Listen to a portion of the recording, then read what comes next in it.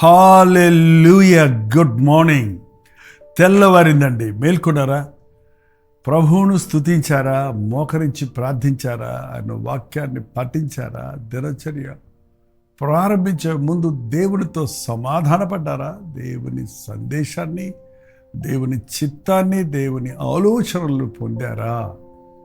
చాలా ప్రాముఖ్యమండి.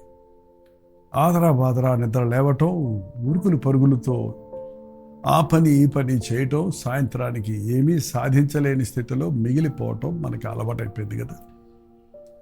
ఈ రోజంతా ఏం సాధించాను అని ఎప్పుడైనా మిమ్మల్ని మీరు పరిశీలించుకున్నారా? ఒక దిన సాయంత్రం సమయంలో లెక్కజమ లేకుండా బ్రతుకుతూనే ఉన్నాం. ఏదో దినాలు గడిచిపోతున్నాయి అనుకుంటున్నామే కానీ ప్రతి క్షణం ఎంత అమూల్యమైనదో అనేది గుర్తించడం లేదు. రండి, దేవునితో గడిపిన ప్రతి క్షణం దీవించబడిందిగా ఉంటుంది. ప్రార్థన. పరిశుద్ధుడా, నీకు వందనములు. నీవు లేకుండా మేము ఈ లోకంలో ఏమీ సాధించలేమని, నీ చిత్తం మాకెంతో అవసరమైనదని, నీ మాట కొరకు కనిపెట్టుకునే వారిగా, నీవిచ్చే విడుదల కొరకు వేచి ఉండేవారిగా ఉండటకు మాకు సహాయం చేయమని క్రీస్తు నామములో అడుగుచున్నాము తండ్రి. ఆమేన్. దేవుడు ఎప్పుడు దీవిస్తాడండి. ఆయన ఎప్పుడు శపించేవాడు కాదు. ఆయన మనకు బాధ కలుగు చేసేవాడు కాదు. కానీ మనకెందుకు మరి బాధలు, మనకెందుకు కష్టాలు, మనకెందుకు శ్రమలు, మనకెందుకు పోరాటాలు? దేవుడు హృదయపూర్వకంగా నరులకు దుఃఖమునైనను విచారమునైనను కలుగు చేయవాడు కాడు. కానీ ఇవాళ సగటు మనుషుడు బాధలలో ఉన్నాడు, శ్రమలలో ఉన్నాడు, శోధనలో ఉన్నాడు. కారణం దేవుని మరచి, దేవుని విడిచి తమ ఇష్టానుసారంగా జీవించటం వలన.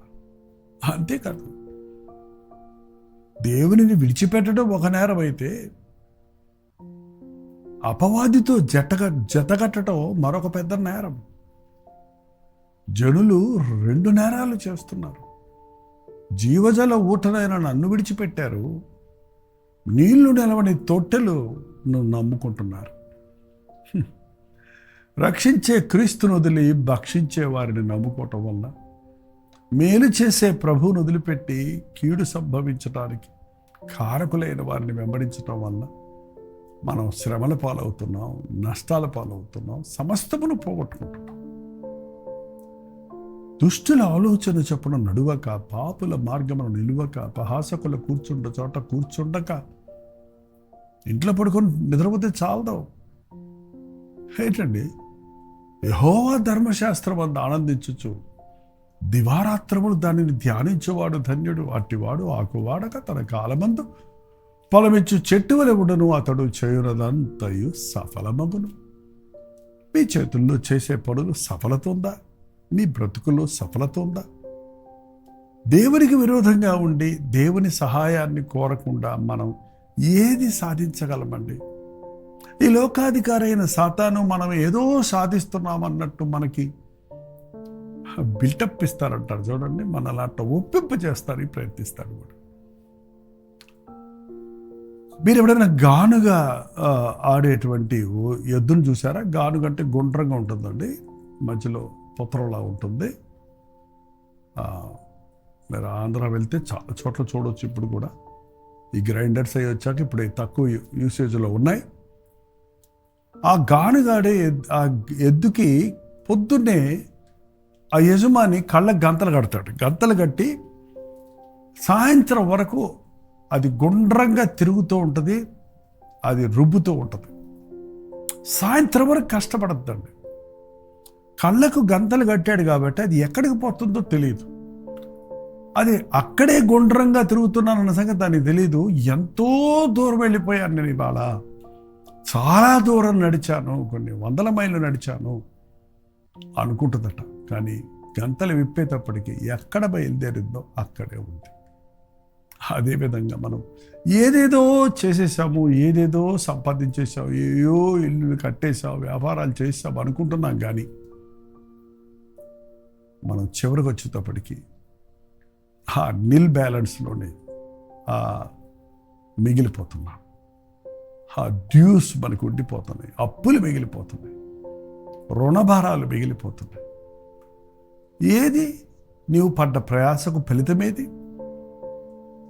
కారణం దేవుని మాటను వినకుండా మన ఇష్టానుసారంగా ప్రవర్తించటం, దుష్టుడైన సాతానుకు మనల్ని మనం అప్పగించుకోవటం, వాడి మాటలకు, వాడి క్రియలకు, వాడు చూపించే ఆకర్షణలకు లొంగిపోవటం. దేవుడు ఇశ్రాయేలు జనాంగాన్ని ప్రత్యేకంగా కోరుకున్నాడండి. ఒక మాదిరికరమైన జనాంగంగా చెయ్యాలి.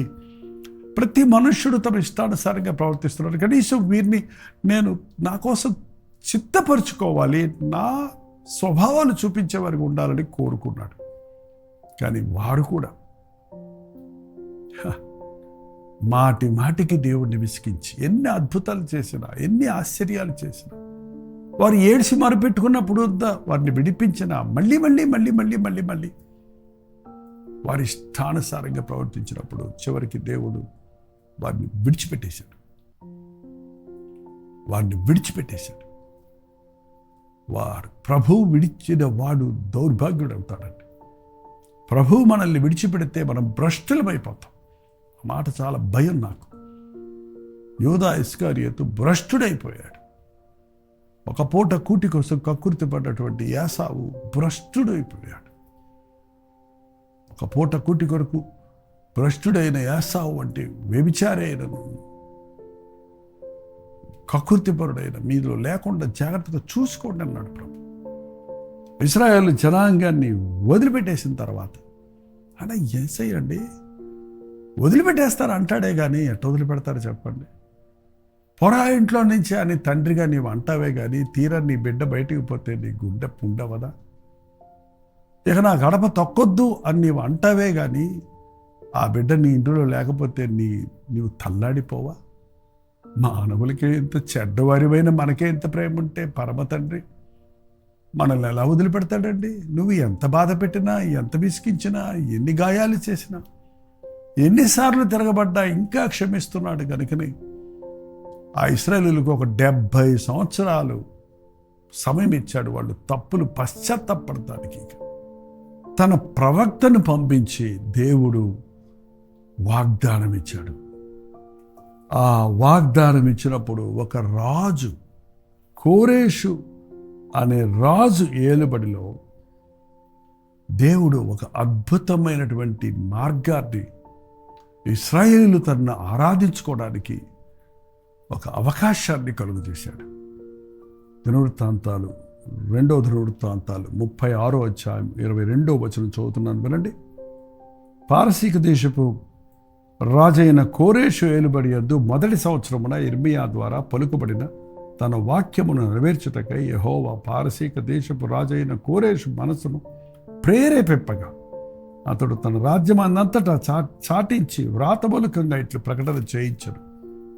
పారసీక దేశపు రాజైన కోరేషు ఆజ్ఞాపించినదేమనగా, ఆకాశమందలి దేవుడైన యెహోవా లోకమందున్న సకల జనులను నా వశము చేసి యూదా దేశమందున్న యెరూషలేములో తనకు మందిరము కట్టించమని నాకు ఆజ్ఞాపించి ఉన్నాడు. కావున మీలో ఎవరు ఆయన జనులై ఉన్నారో వారు బయలుదేరవచ్చును, వారి దేవుడైన యెహోవా వారికి తోడుగా నుండును గాక.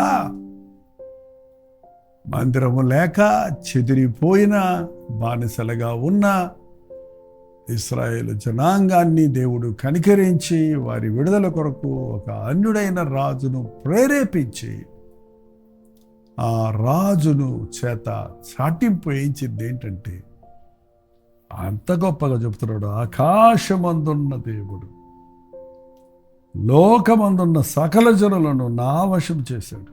ఆకాశమందలి దేవుడైన యెహోవా మందిరం కట్టించమని నాకు తెలియజేశాడు, కాబట్టి మీరు బయలుదేరండి అని విడుదల కలుగజేశాడు.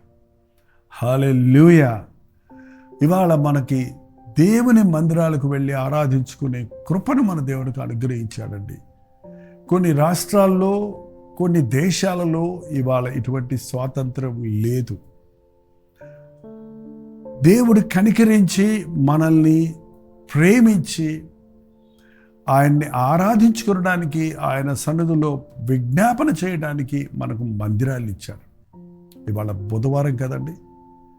బుధవారం మధ్యవార ప్రార్థన కూటానికి వాళ్ళ సంఘాలలో విశ్వాసులు హాజరవటానికే ఏ మాత్రమూ ఆశ లేని వారికి ఉన్నారు. మాకున్న కల్వరి చర్చ్ విషయంలో చెన్నైలో కూడా అదే పరిస్థితి. అయినప్పటికీ ఆపకుండా మానకుండా విశ్వాసులమైన మనం కలిసి ప్రార్థిస్తే దేవుడు తన కార్యాలు జరిగిస్తాడు. దేవుడిచ్చిన అవకాశాన్ని ఉపయోగించుకొని ఆయనకు మొరపెడితే మనకు విడుదలిస్తాడు. మాటి మాటికి ఆయన మనం బాధ పెట్టేవారిగా కాక పశ్చాత్తాపడి దేవుడిచ్చిన అవకాశాలు ఉపయోగించుకొని మోకాళ్ళ ప్రార్థన చేస్తే దేవుడు కనికరము జాలేయగలిగిన వాడు కనుక మనలను, మన కుటుంబాలను విమోచిస్తాడు. మనలను బట్టి మన దేశాన్ని రక్షిస్తాడు. మనమందరము తమ్ము తాము నా పేరు పెట్టబడిన నా జనులు తమ్ము తాము తగ్గించుకొని ప్రార్థన చేసి నన్ను వెతికి తమ చెడు మార్గములు విడిచిన ఎడల ఆకాశము నుండి నేను వారి ప్రార్థన విని వారి పాపములను క్షమించి వారి దేశమును స్వస్థపరచుదును అన్న వాగ్దానం ఇది నెరవేరే సమయం అంటే. ఈ అంచె దినాలలో సంఘాలు చల్లారిపోతున్న దినాలలో విశ్వాసులు రక్షణ అనుభవాన్ని పోగొట్టుకొని, రక్షణ ఆనందాన్ని పోగొట్టుకొని నిర్లక్ష్యపరులుగా ఉంటున్న దినాలలో దేవుడు మరొక అవకాశం ఇస్తున్నాడు. ప్రేరేపించబడిన వారిపై ప్రభువు పాద సన్నిధికి పరుగెత్తునట్లుగా, మరనేకులను ప్రభు సన్నిధికి రప్పించినట్లుగా మీ మందిరాల్లో జరిగే ప్రార్థనా కూటాలలో హాజరవ్వండి. ఒకవేళ మీ మందిరంలో అలాంటి కూడికలు లేకపోతే ఇదిగో మీ కొరకు రోజు లైవ్ ఇస్తున్నాం. మీరున్న స్థలంలో మాతో పాటు మోకరించండి. దేవుని సన్నిధిలో విజ్ఞాపన చేయండి. మీకోసం, మీ బిడ్డల కోసం, మీ కుటుంబం కోసం దేవుని సన్నిధిలో మొరపెడితే దేవుడు అద్భుతమైన విడుదలను మనకిస్తాడండి. మనం మొరపెడుతున్నప్పుడు మనల్ని బట్టి మన రక్త సంబంధాలను అందరినీ మార్చగలిగిన వాడు ఆయన. ఆపత్కాలంలో బాంధవులుగా ఆపత్కాలంలో ఉన్న వారందరికీ మనం మేలుకరమైనటువంటి ప్రార్థనా పరులుగా ఉండగలుగుతాం. ఆలోచన చేయండి. ఎంతమంది మీరు దేవునిని దుఃఖపరిచేవారిగానే ఉన్నారు?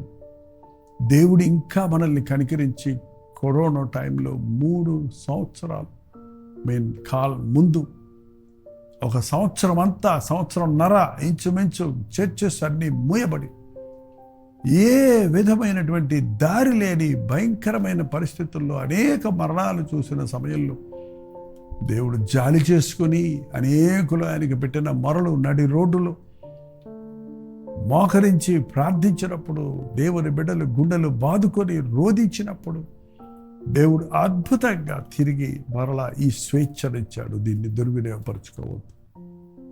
రోజు వాక్యం వినండి, ఆలయాలకు వెళ్ళండి, దేవునితో సహవాసం చేయండి. ఇంకా యేసు ప్రేమని ఎరగని వారు, పాప భూమిలో కూరుకుపోతున్న వారు, రక్షణ లేని వారు ఎందరో ఉన్నారు. వారి కొరకు విజ్ఞాపన చేద్దాం. వారికి యేసయ్య ప్రేమను పంచుతాం. ప్రార్థన. పరిశుద్ధుడ, ప్రేమగల తండ్రి, హృదయాన్ని కఠినం చేసుకునేవారిగా మేము ఉండక, మాటి మాటికి చేసిన పాత వాటికి పరుగులెత్తేవారిగా మేము ఉండిపోక, పరిశుద్ధులుగా నీకు ఇష్టలుగా ఉండటం మాకు నేర్పించదు ఆయన. ఎన్నో అవకాశాలు మాకు ఇచ్చావు. మీడియాని ఇచ్చావు, వాంగ్మయం ఇచ్చావు, స్వేచ్ఛనిచ్చావు. నీ ప్రేమ సువార్త సకల జనులకు అందే వరకు నీ రాకడ తామసం చేస్తానన్నావు. ముమ్మరముగా నీ వాక్యమును ప్రకటించు విషయములో, నీ ప్రేమను పంచు విషయములో మేము ముందుకు సాగుటకు, వెనుకున్న వాటిని మరచి ముందున్న వాటి కొరకు వేగిరపడుటకు మా ఒక్కొక్కరికి సహాయం చేయం. క్రీస్తునామంలో అడుగుచున్నాను తండ్రి, ఆమేన్. తండ్రి అయిన దేవుని యొక్క ప్రేమయు, కుమారుడైన క్రీస్తు యొక్క కృపయు, ఆదరణకర్త అయిన పరిశుద్ధాత్మ యొక్క సహవాసం కుడి వచ్చిన మనందరికీ ఇప్పుడు సదాకాలం తోడైండును గాక. ఆమేన్. వందాలండి. మీ ప్రార్థన అవసరతలు భారాలు తెలియజేయండి. 954041 నెంబరు. ఇతర దేశాల్లో ఉంటే 9100100038 నెంబరు. ఒక టెక్స్ట్ కానీ వాయిస్ మెసేజ్ కానీ పెట్టమని రోజు చెప్తున్నాను. మీరు వింటున్నారు. మీరు చాలామంది వాట్సాప్లు పంపిస్తున్నారు. వాటిని మేము పరిశీలిస్తున్నాం, ప్రార్థిస్తున్నాం. ఇంకా ఒకసారి కూడా పంపని వాళ్ళు ఉంటే తప్పకుండా ఈరోజు పంపించండి. రోజు చిత్తమైతే మధ్యాహ్నం 3 గంటల హెచ్చరిక, అలాగే 9 గంటలకు కల్వరి ప్రతిధ్వనిలో మళ్ళీ కలుసుకుందాం. అంతవరకు దేవుని మహాకృప మీకు తోడైన గాక. ఉదయకాల స్తుతులు